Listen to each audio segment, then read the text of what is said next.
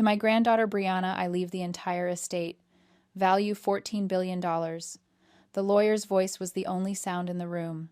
My parents turned purple. My brother slammed his fist on the table. Sign the waiver, he spat. Or you're on the street tonight. I didn't blink. No. By midnight, they had thrown my clothes onto the sidewalk. They thought I was broken.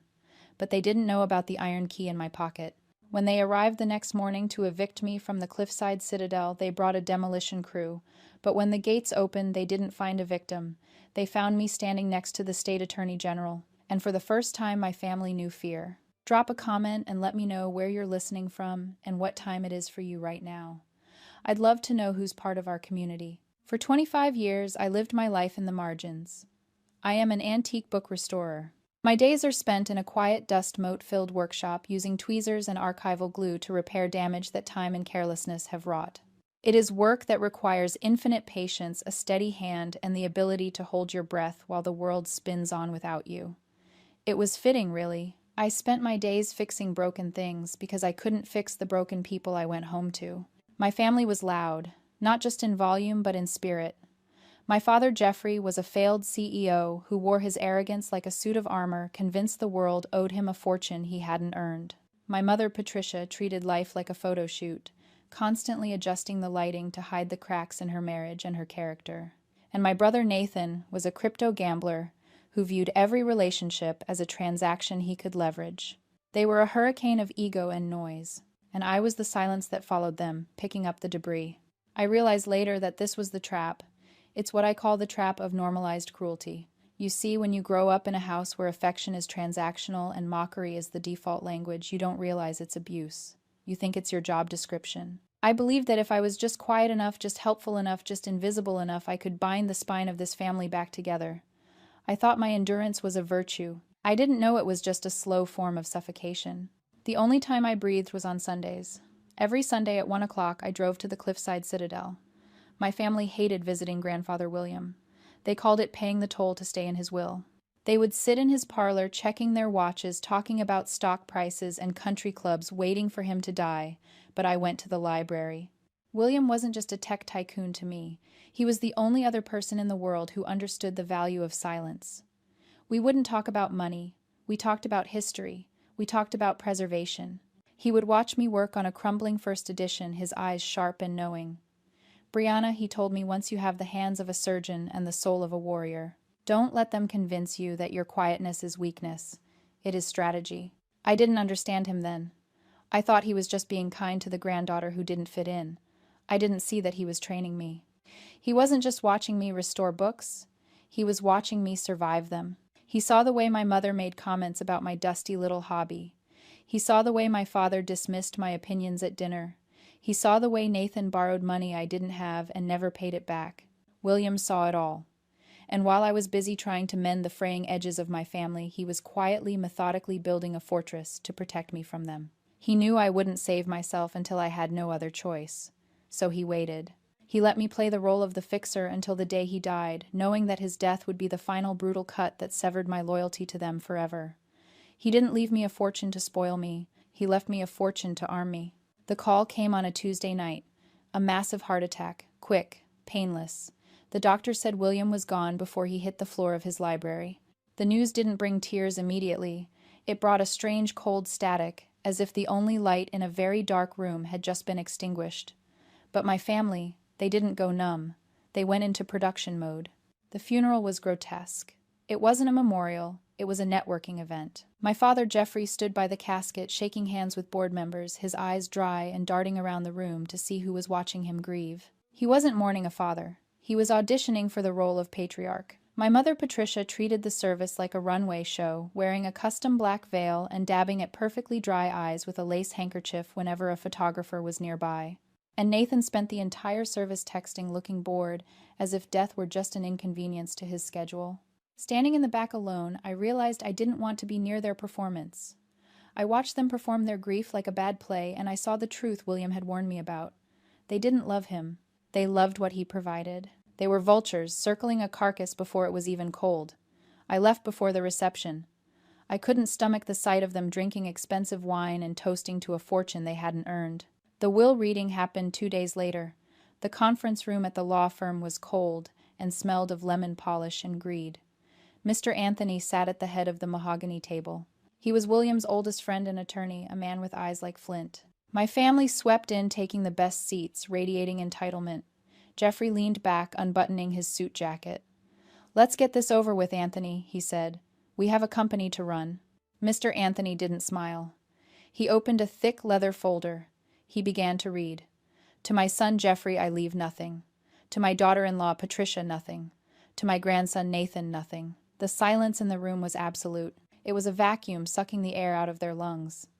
Then Mr. Anthony continued, "To my granddaughter Brianna, I leave the entirety of my estate, including all financial assets, real estate holdings, and the controlling interest in Carter Industries. Total estimated value $14 billion. For a second, nobody moved. Then the room exploded. My father shot out of his chair, his face turning a violent shade of purple. "This is insanity," he screamed. "He was senile. She manipulated him. My mother was clutching her pearls for real this time, gasping for air." Nathan slammed his fist onto the table, cracking the glass of water in front of him. $14 billion. To her, she fixes old books. She doesn't know the first thing about money." Mr. Anthony raised a hand. Silence. The will is ironclad. William underwent 3 separate competency evaluations. There is no recourse. Jeffrey stared at me. His eyes weren't fatherly. They were predatory. He took a breath, composing himself, smoothing his tie. He sat back down and slid a piece of paper across the table. It was a pre-drafted legal document. "Listen to me, Brianna," he said, his voice dropping to that patronizing tone he used when I was a child. "We all know this is a mistake. You can't handle this burden. You're quiet. You're fragile. So here is the deal. Sign this waiver. You transfer the estate to me. In exchange, we will set up a trust for you. $1 billion. An allowance for life. You can go back to your little books and never worry about a thing." I looked at the paper. $1 billion to go away, to disappear, to let them win. I looked at my father, then at my mother, who was nodding encouragingly, and finally at Nathan, who was sneering. They didn't see a daughter or a sister. They saw an obstacle. I didn't touch the paper. I looked Jeffrey in the eye. No. The word hung in the air like a gunshot. My father's face hardened into something unrecognizable. "No," he whispered. "No," I repeated. "I'm not signing." "Then you are done," he hissed. "If you walk out of here with that money, you are no longer my daughter. You are an enemy, and I will destroy you." I stood up. I walked to the door. I didn't look back. That was the moment the war began. I drove straight back to my apartment. I needed to pack. I needed to think. But when I put my key in the lock, it didn't turn. I jiggled it, thinking it was just stuck. Then I saw the notice taped to the door. "Property seized by management." My phone buzzed. A text from my landlord, a man who played golf with my father every Sunday. "Sorry, Brianna," Jeffrey called. He said there are some legal issues with the lease guarantee. I have to lock it down until it's sorted. They didn't just kick me out. They erased me. My clothes, my tools, my unfinished restoration projects, everything I owned was behind that door. I stood in the hallway, the fluorescent lights humming above me, and I realized this was their strategy. Shock and awe. Strip me of shelter, strip me of resources, and wait for me to crawl back to the safety of their control. They expected me to call them crying. They expected me to beg. I didn't call. I walked back to my car. I had my purse, my phone, and the clothes on my back. And in the glove compartment, I had the heavy iron key William had given me 6 months ago. For a rainy day, he had said. It wasn't raining. It was a hurricane. The car hummed beneath me, putting miles between the city and my past. I drove east toward the ocean, toward Newport. The cliffside citadel wasn't just a house. It was a fortress built on a promontory of black rock, accessible only by a long, narrow causeway. As my car rumbled over the stones, the ocean crashed against the cliffs below, sending spray into the air. The gates were massive, wrought iron beasts that looked like they hadn't opened in a century. I rolled down my window. There was a keypad, but before I could reach for it, a voice crackled over the intercom. "Identify." "Brianna," I said. "William's granddaughter." The gates groaned. They swung inward, slow and heavy. I drove through the gravel, crunching under my tires. The mansion loomed ahead, dark stone against a gray sky, imposing and silent. It didn't look welcoming. It looked impenetrable. I parked in the courtyard. As I stepped out, the front door opened. A man stepped out. He was huge, built like a tank, wearing a dark suit that couldn't hide the military bearing underneath. This was Marcus, head of security, former Navy SEAL. William had told me stories about him, about his loyalty. "Miss Brianna," he said. His voice was deep gravelly. He didn't ask why I was there. He didn't ask where my luggage was. He just stepped aside and held the door. "We've been expecting you." I walked inside. The main hall was exactly as I remembered. It vaulted ceilings, stone floors, the smell of wood smoke and old paper. But it felt different now. It didn't feel like a museum I was visiting. It felt like air entering my lungs after holding my breath for 25 years. Staff members appeared from the shadows. Not many, just the core team. They nodded to me, silent and respectful. They didn't look at me with pity. They looked at me like I was the captain who had finally boarded the ship. I walked into the library. It was my favorite room, walls lined with thousands of books, the scent of leather and dust wrapping around me like a blanket. I sank into William's chair, and that was when the realization hit me. It wasn't grief, it was clarity. I looked around at the fortress William had built. I thought about the apartment I was locked out of, the family that had discarded me the moment I became inconvenient. And I realized the terrifying truth. If William hadn't done this, if he hadn't left me this house, this money, this protection, I would have ceased to exist. My family would have ground me down into dust. They would have married me off to some business partner or kept me as a silent servant, erasing every unique part of my soul until there was nothing left but a reflection of their needs. A world without William wasn't just a sadder world. It was a world where I didn't survive. He didn't just save my financial future. He saved my life. He saved me. Marcus appeared in the doorway. "We've locked down the perimeter," he said. "The causeway gate is reinforced.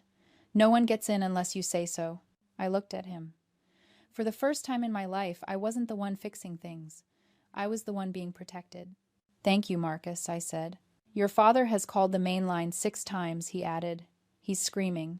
"Let him scream," I said. "He can't hear us from here." I closed my eyes. Outside, the ocean roared against the cliffs. Inside, it was quiet. I was homeless, disowned, and under siege. But as I sat in that chair, gripping the armrests, I felt something new rising in my chest. It wasn't fear. It was the cold, hard weight of power. I was safe. And tomorrow I would be dangerous. The silence didn't last. The next morning, the digital siege began. I went to buy coffee at the village market, and my card was declined. Insufficient funds. I tried another. Frozen by issuer. I checked my banking app. Locked. My phone lit up with a notification, not a text, but a legal alert. My father had filed an emergency petition for temporary guardianship, claiming I was suffering from acute grief-induced psychosis and was unfit to manage my own affairs. They weren't just trying to take the money. They were trying to take my mind. They wanted to legally erase my ability to say no.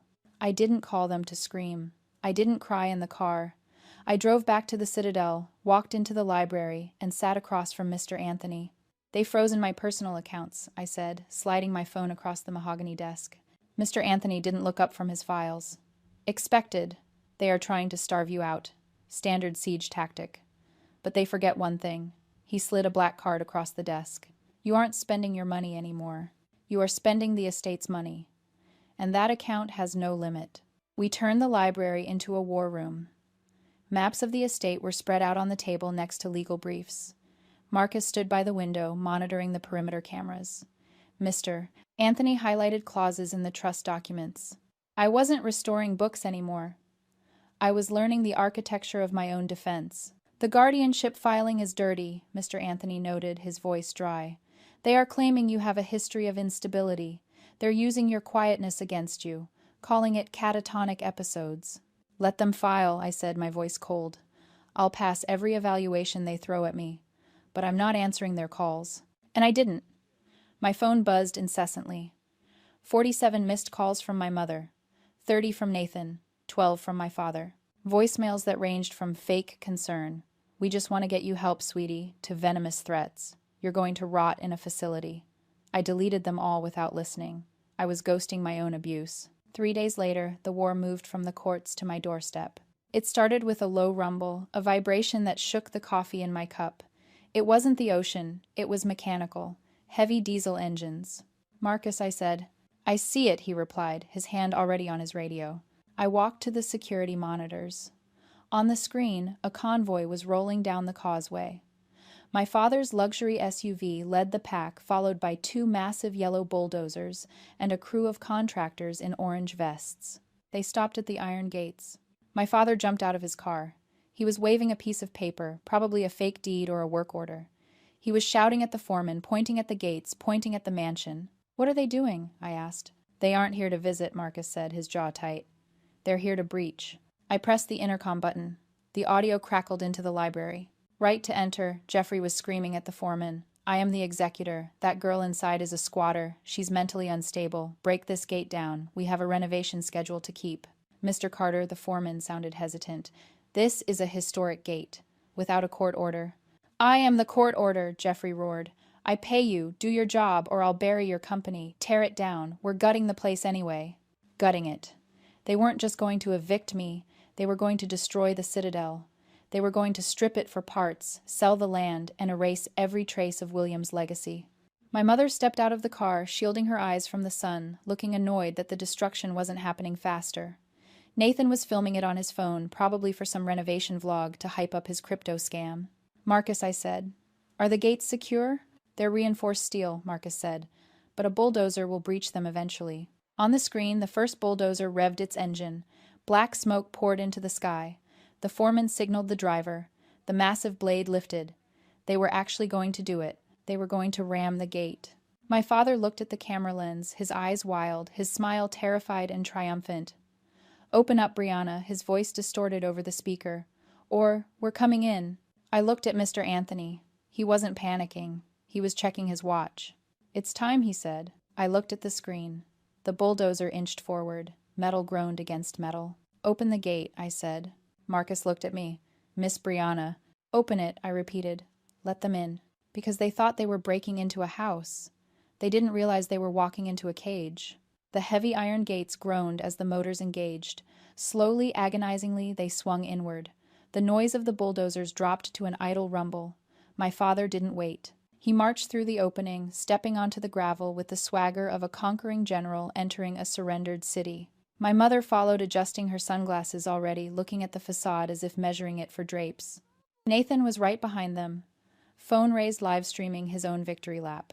They expected to find me crying on the steps. They expected surrender.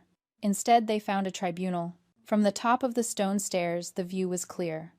To my left was Mr. Anthony. To my right, Marcus. But it was the man standing next to Marcus who made my father stop dead in his tracks.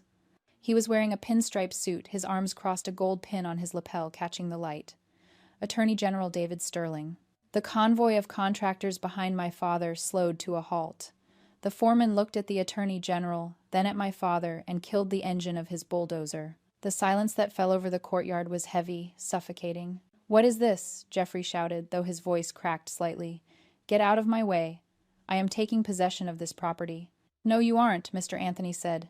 His voice wasn't loud, but it carried across the gravel like a gavel strike. He held up a tablet. "You are currently being live-streamed to the State Police database, Jeffrey. And the 3,000 people watching Nathan's stream just watched you order the destruction of a historic landmark you do not own." Nathan lowered his phone, his face draining of color. "I own this company," Jeffrey roared, pointing back at the SUV. "I am the CEO of Carter Industries. I built this." "Actually," I said. My voice was calm. "Clinical. You don't—" Mr. Anthony stepped forward. He didn't hand my father a document. He simply read from the one in his hand. Clause 4, Section B of the William Carter Living Trust. Upon his death, the controlling interest of Carter Industries, 51% of all voting shares, does not pass to the board.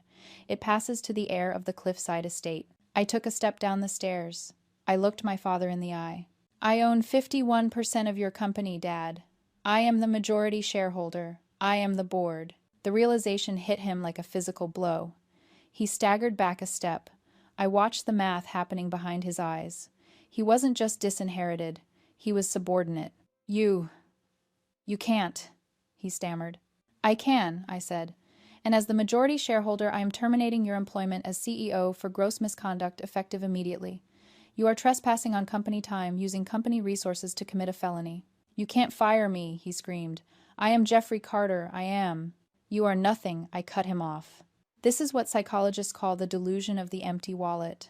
I watched it happen in real time. My father had never actually developed a personality, a moral code, or a spine. He had simply constructed a shell made of money and status. He believed his authority came from his voice, but it only ever came from his checkbook. Now that the checkbook was gone, the man underneath evaporated. He tried to muster his old rage to command the police officers who were now stepping out of the shadows, but his voice had no weight. It was thin, pathetic. Without his net worth, he wasn't a titan of industry. He was just an angry old man shouting on a lawn he didn't own. "Officers," I said. "Remove them." The police moved in. They bypassed my father, who was now hyperventilating, and went straight for Nathan. "Hey, Nathan," yelped as they grabbed his arms. "I didn't do anything." "Criminal damage to property," the officer said, cuffing him. "We have you on video, kicking the gate." My mother let out a shrill cry. She looked from her husband, who was slumped over the hood of his car, to her son in handcuffs, and then up at me. Her face shifted. The sneer vanished, replaced instantly by a desperate, fawning smile. It was the most terrifying transformation I had ever seen. "Brianna, baby," she pleaded, taking a step toward the stairs. "Please. This is a misunderstanding.